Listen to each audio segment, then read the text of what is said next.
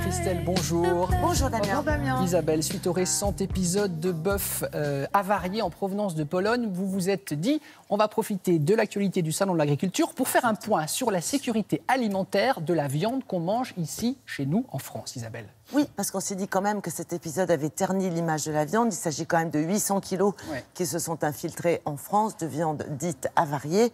C'est le passé, cette viande a été détectée, c'est terminé. Mais effectivement, d'abord, on s'est demandé comment c'est possible et on va voir que c'est de la fraude. Et ensuite, on s'est dit que c'était l'occasion rêvée, cette actualité du Salon de l'Agriculture, pour faire le point sur toutes les garanties qui sont offertes aux consommateurs lorsqu'on achète de la viande en provenance de France ou d'un pays de l'Union européenne, et ce, quel que soit le circuit de distribution, en supermarché, chez le boucher artisanal, ou même dans la restauration, ou même dans les cantines.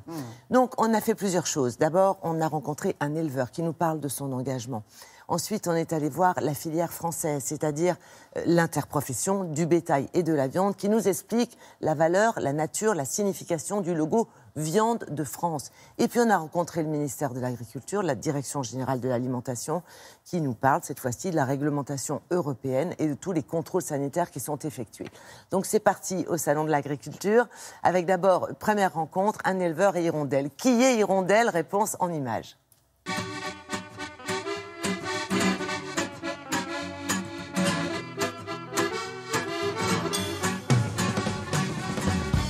Je suis accompagné d'Hirondelle. Hirondelle est une vache de race basadaise et Hirondelle est la fille de Cerise. Cerise qui était l'égérie en 2016, l'égérie du Salon. C'est le passeport du bovin, son nom et son numéro. Elle lève les oreilles, ce sont les boucles d'oreilles. Je pense que beaucoup d'éleveurs font la même chose, c'est quand ils se lèvent, ils ouvrent la porte, ils regardent le troupeau à l'extérieur, même avant de déjeuner. Nous allons à l'étape et c'est apporter l'alimentation, s'occuper des petits veaux, voir si les râteliers sont pleins, il ne manque pas à manger. C'est beaucoup de surveillance. Moi aujourd'hui j'ai un troupeau de 55 mères. En tout, en nombre d'animaux sur mon exploitation, j'ai une moyenne troupeau de 150 animaux. Pour rassurer le consommateur, ce que nous avons fait, c'est la charte des bonnes pratiques d'élevage. Et nous nous engageons à bien élever nos animaux, les respecter. C'est une obligation de tous les jours qu'ils soient heureux.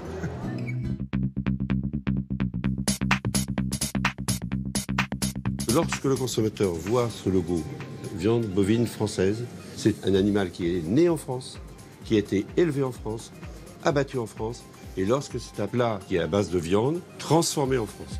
C'est la garantie pour le consommateur d'avoir une viande issue d'animaux élevés dans des élevages français à taille humaine, issue de races de grande qualité, de grande diversité, donc une garantie de retrouver le savoir-faire de l'éleveur français. Le consommateur a l'information obligatoire qui est la loi, c'est le poids, le prix et l'estampille sanitaire. Et en plus, tous les distributeurs indiquent d'autres informations sur la race, le nom du morceau et sa destination culinaire.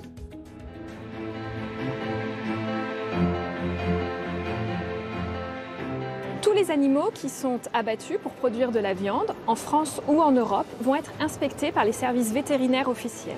Ça veut dire que les animaux, leur état de santé va être vérifié systématiquement quand ils arrivent à l'abattoir et qu'ensuite toutes les carcasses vont être vues une par une pour vérifier qu'il n'y a pas de problème et que la viande est apte à être consommée.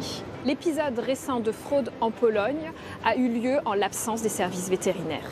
Les animaux ont été abattus, de la viande découpée, alors même que les services officiels de contrôle n'étaient pas présents pour en vérifier la conformité. Les services de contrôle de l'alimentation sont présents dans les abattoirs tout au long de l'abattage, mais ils vont aussi aller conduire des inspections dans tous les établissements de la chaîne agroalimentaire, aussi bien dans les industries agroalimentaires que chez votre boucher, votre charcutier ou dans les grandes surfaces, de façon à vérifier que les conditions d'hygiène et de manipulation des viandes sont conformes et ne présentent pas de risque pour la santé publique.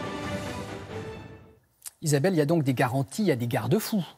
Il y a des garde-fous, vous avez tout à fait raison, et je crois que le reportage le démontre. Il est là pour rassurer qu'effectivement, l'ensemble de la filière est très engagé, de l'éleveur à la profession, en passant par le ministère et la réglementation européenne. Il y a quand même des raisons d'être rassuré. Ce qu'on peut dire aussi, c'est que, puisqu'on parle du ministère de l'Agriculture et de la réglementation européenne, il faut savoir qu'en France, il y a 60 000 contrôles qui sont effectués.